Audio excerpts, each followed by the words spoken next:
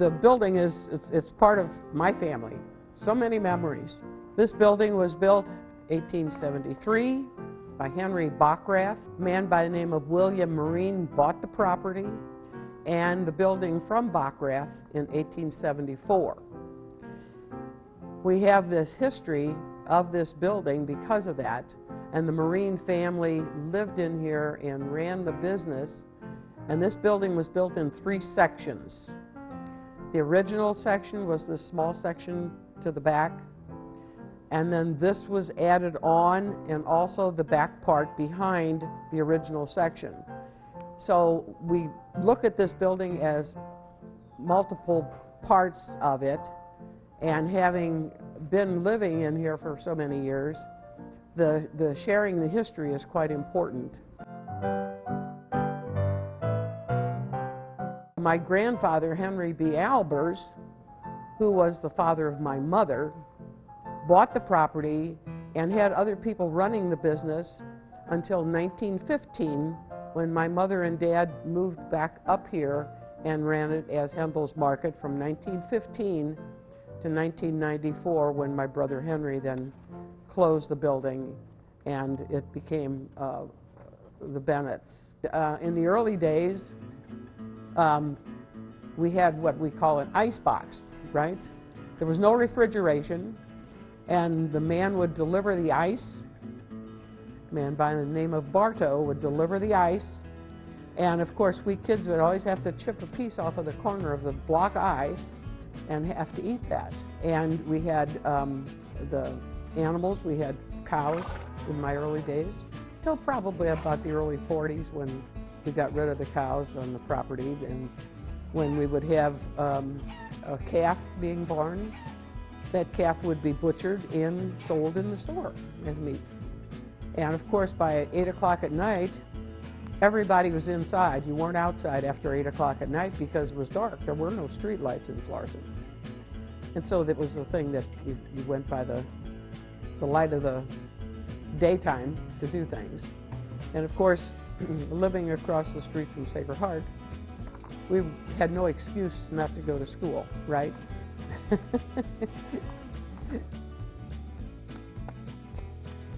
Local people had to go home to eat their lunch because you were close. You didn't have cafeterias, and the farmers that came into town to the school brought their own lunch. And we'd always have to come home and eat. But on our way back to school, we could always share and take little penny candy with us. And downstairs in the cellar, the room back there has rock around it and has the bars that you could hear the water running in the well. And as kids, we always, use those as scary places. So it was, you shared a lot in the whole history of the place and the history of the area. The history of the property has been preserved through different renovations here at Hendel's. All of the Hendel family was born and raised upstairs. There's different bedrooms up there.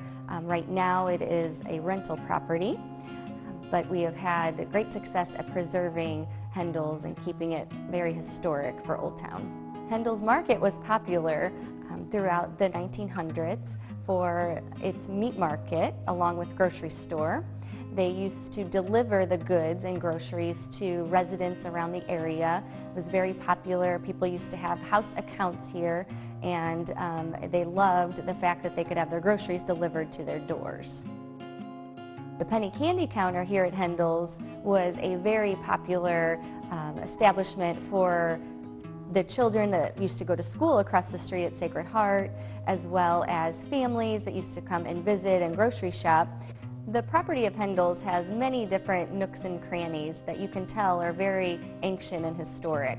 Down below the restaurant there is a dirt floor cellar that is very large room, a little spooky down there, but an interesting fact is that there apparently is a working well. Before Mr. Hendel died, he did tell me that they never explored the well, but there was a way that the water would come up to for the horses to drink out of when people would shop when it was back in the market days. It's just a beautiful property. There are so many original features to this building that we still currently have today. The windows out front are all original, the posts in the dining room, the hardwood floors, they're all very beautiful aspects that were built back in the 1800s, and we really appreciate preserving here at Hendel's today. A benefit of owning a property that is historic is that it is very unique, different than a lot of other restaurants. We have a lot of customers that appreciate the historic aspect of Hendel's. The original store was constructed when the population was very low. The area it served would be the surrounding St. Ferdinand area, because this was built in a time when St. Ferdinand was a totally separate city than city of St. Louis. Florissant eventually was absorbed by the growth of the metropolitan area, so originally this was out in the country. This building is all masonry construction, solid masonry, red brick. When it was placed on the National Historic Register, it was originally masonry, but it was painted, and it was painted gray. To comply in the early 1960s with the historic district area recommendations, the entire building was sandblasted and returned to the original red brick. Exterior features include not only the porch, but divided light windows, and originally there were 4 masonry chimneys on the gable ends, and those have since been removed. It's not on the National Register or the local Florissant landmarks list because of the interior, but it's got a great interior that has a lot of the original materials. If you look at old photographs of the building when it was used as a general store, there were wood columns inside that supported the upper level, and those are still in place and restored, as well as a lot of the brick exterior has become part of the interior in some of the additions. I would say this is a French influence building because it's a 2-story building with gables.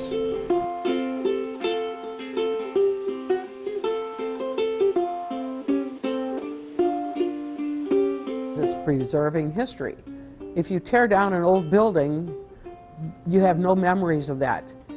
And the thing that has happened here in old buildings, there is so much history, so many stories to be told about the building and the people who lived in that building for many years, that should be of interest to people of all ages.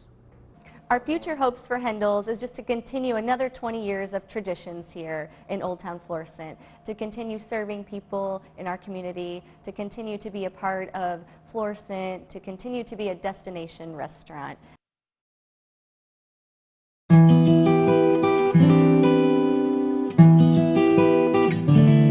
Okay, my mom and dad opened Dooley's Florist and Gifts Flower Shop in 1966. My dad wanted to have a business in which he owned the building. I think for years, about 10 years prior to that, it had been gone through several different owners or businesses in this building. And so they started the flower shop, and in 1972 he was able to purchase the building. When my husband and I, after we were married and had our first child and were living here, we decided that it would be a better benefit to own the building and raise our family and have the flower shop down below.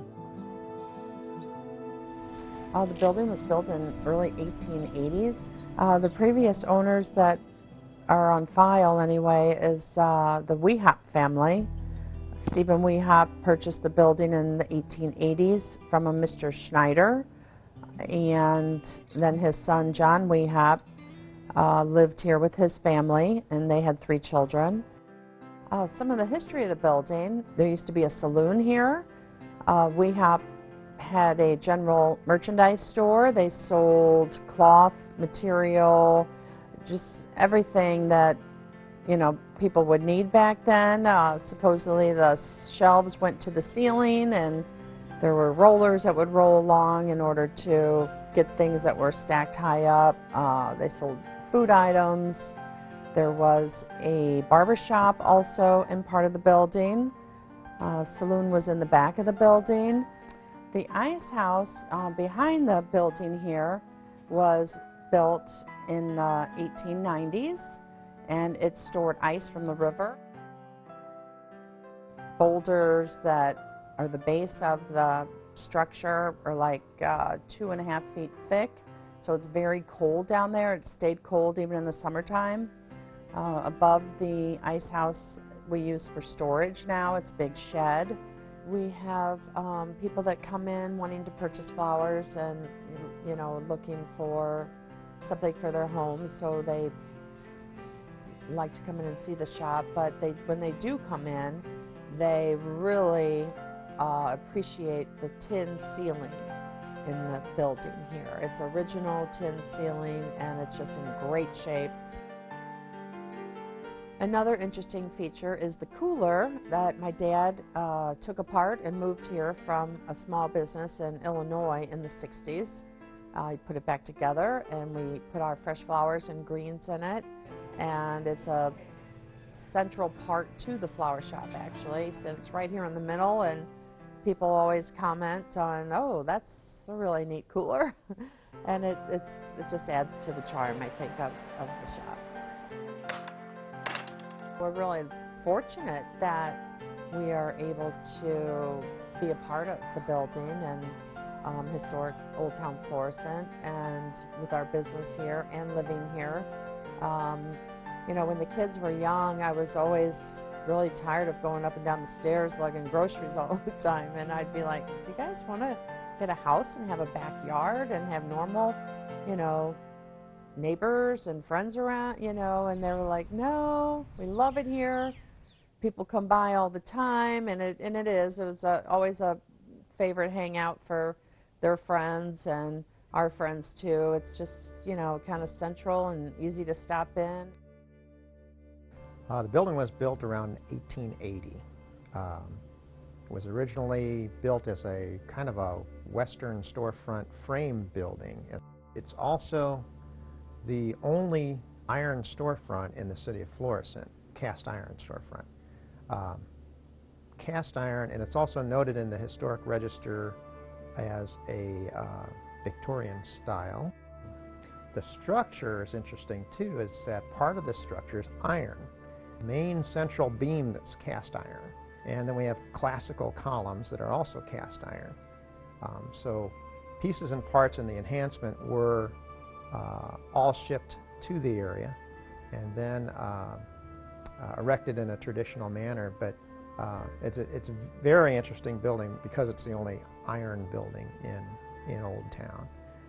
Dooley's is a redesignated landmark. In 2002, everyone was invited to redesignate your historic building as a landmark, and Dooley's did redesignate.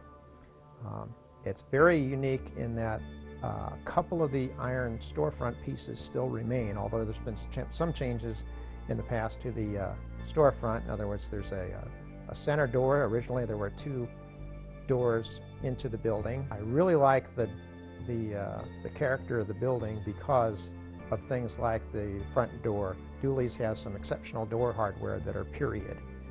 I wouldn't say they're original, but for instance, the front door has a brass offset pull, and the thumb latch is in the shape of a leaf, so the thumb piece is a leaf. And when you grasp it, it's like no other door that you've ever been through. I'd have to say that the iron storefront's unique in character too. These are the pieces that are left. They're 2 vertical pieces. They're very tall and painted blue on the outside, with a small light-colored emblem that's painted white onto the blue. So if you look at the storefront, the 2 pieces that are still original to the 1880s iron storefront are the 2 blue pilasters that are there. The interior of the building is very special. The first thing that you notice when you come into the building is probably one of the finest examples of tin ceilings around that you would ever find. It's very ornate. Again, there's this double fleur-de-lis element in the cornice work. It's complete with decorative panels, a decorative tin cornice, and different pieces of the cornice to turn corners. And that cornice is married right to the cast iron beam that runs down the center of the building, which is, in a lot of buildings you can't see a tin ceiling that's in its complete form in its original installation. And we've got two different types in this building. One in the main store where the ceiling panels are about 2 by 2, and then there's another different panelized tin ceiling in the back staircase. Another part of the building that everyone likes is the very tall ceilings that you have, about around 12-foot or so tall ceilings, and double hung windows. And of course, the double hung windows were used in its day, way before air conditioning was ever thought of, to cool the building. You let the cool air in the bottom sash, and you opened the top sash a little bit at the top, and you could let the hot air escape. So that was kind of a naturally ventilated building. Another part of the interior of the building and the decorative elements that I like is that they've installed an old massive cooler that's made out of wood, and it also has a very interesting door and latch, and that's unique to this florist.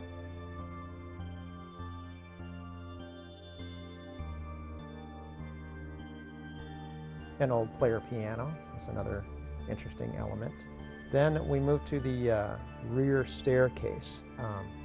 In the rear, there's an entrance to the upper residence, and it's a wonderful wood panelized staircase.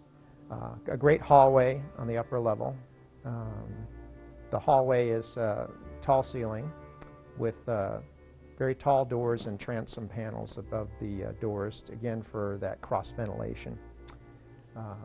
The door trim, solid wood door trim, very wide, nice plinth blocks at the bottom, and at the top are trimmed with the little rosettes on each top corner of the door. This is a great place to come if you want to see historic architecture the way it was originally installed and in state.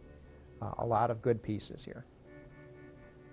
The other thing I can say about the original building was used as an ice house, and it had a deep basement and therefore very thick foundation walls in order to keep the ice. The craftsmanship in this building is also very good. If you look at the back staircase, you have oak paneled staircase that goes up to the residence. You'll find art glass in this building. There's some hand-blown decorative art glass in that staircase, as would be the tradition for building a main staircase to a residence. Oh, what I enjoy most about owning a historic property is I love the character of an old building, the woodwork, the windows, the high ceilings. I just find it very interesting.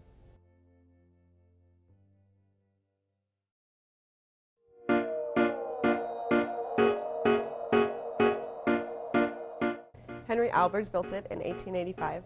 He came from Germany, and him and his brothers built the building to start a business for half tack and half kind of goods for the women when they came in from the cowboys. The building has been completely rebuilt, like the structure of it has been rebuilt because it was kind of falling. So they came in and they put up temporary walls and put the new beams in and rebuilt the whole kind of innards of it, but the bones have kind of stayed the same. The dirt floor is still in the basement. There's a cistern down there that on really quiet days you can hear Coldwater Creek. If it's really, really quiet, kind of goes underneath the building. So it's got the old creepy door that lifts off the floor. We don't think there's ghosts, but there might be ghosts. Yeah, there's a lot of old stuff. The floors, when there's nothing in here, and we have a lot of displays, but when you kind of move stuff around, you can see wear patterns on the floors where the counters used to be. The stars are on the side of the building that used to support it, so that's really cool. You see that a lot in buildings downtown. The windows, I know, 2 of the windows up there and 2 on the other door are original. There's still the wavy glass, so those are really old. There was an old door on the back that's since been repaired just for security reasons, but it was the old original door that I personally loved. So something really interesting about part of the building is when they were redoing upstairs and they were putting in new drywall and they were taking everything out, they were ripping out the ceiling and they noticed all this stuff started falling down on them. There's old bills of sale from the grocer that was here in the 20s that they just shoved up there. There's old Mall's barbecue sauce glass jar bottles that they shoved up there, old Judge coffee glass bottles they shoved up there, anything to keep the warmth in because they didn't have insulation, so they used whatever they could and just put it up there, and we found all this stuff coming down. There's been square nails that we found in the actual brick of the building. We've kept the square nails. There's a pamphlet from the Savoy Theater in Ferguson that they handed out to collect stamps of Native American Indians, and we found that as well, so that was pretty cool. The story was told to me by a member of the Albers family who had come out here to service our coolers, and he told me that his last name was Albers, and I told him I went to school with an Albers, and we started chatting, and he's walking around and he's stepping on certain spots on the floor, and I asked him what he was doing, and he said through his family, through generations of his family, it had been passed down that Henry, the man who built the building, hid money in the floors. We've never found any money here. I'm not sure if there is money here, but I've looked since that story was told to me a couple of times. It's very neat to kind of walk around the store and look for the straight cuts that he was telling me about because he was stepping in each individual spot just to kind of test the floor and see what it would do.